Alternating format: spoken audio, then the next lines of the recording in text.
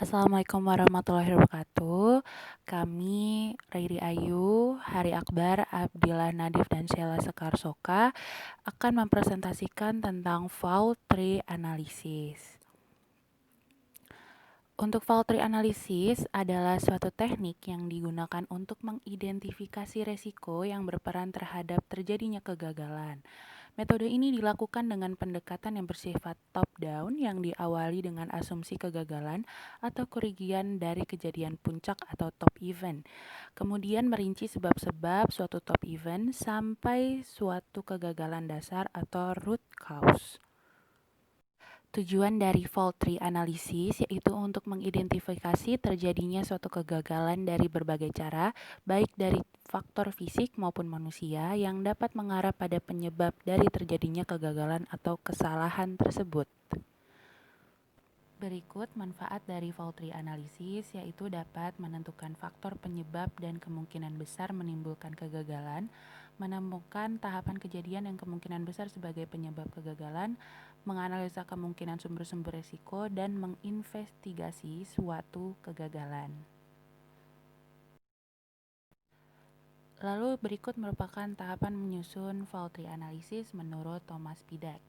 Jadi yang pertama itu menentukan kejadian yang paling utama, lalu menetapkan batasan dari fault tree analysis tersebut, memeriksa sistem bagaimana berbagai elemen berhubungan pada satu sama lain, lalu membuat pohon kesalahan, menganalisis pohon kesalahan untuk mengidentifikasi cara dalam menghilangkan kejadian yang mengarah pada kegagalan, lalu mempersiapkan rencana tindakan perbaikan untuk mencegah kegagalan tersebut. Berikut merupakan simbol-simbol fault tree analysis, yaitu yang pertama ada top event, itu merupakan penyimpangan yang tidak diharapkan dari suatu keadaan normal pada suatu komponen dari sistem. Lalu ada basic event, kejadian yang tidak diharapkan yang dianggap sebagai penyebab dasar sehingga tidak perlu dilakukan analisa lebih lanjut. Ada AND gate dan OR gate, yaitu adalah hubungan secara logika. Ada transfer gate, yaitu segitiga yang digunakan simbol transfer.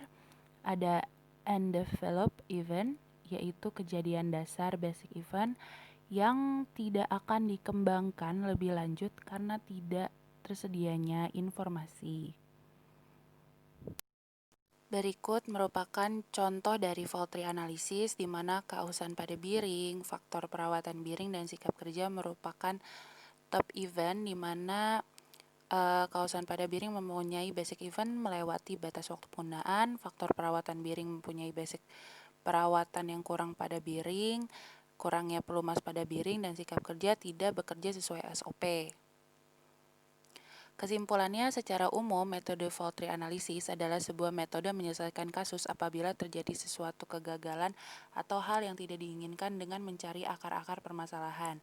Basic event yang muncul dan diuraikan dari setiap indikasi kejadian puncak atau top event, metode ini dapat dikembangkan secara lanjut dengan metode probabilitas dari setiap akar permasalahan dan dihitung berapa persen kemungkinan pengaruh basic event terhadap top event. Terima kasih atas perhatiannya, kurang lebihnya mohon maaf. Wassalamualaikum warahmatullahi wabarakatuh.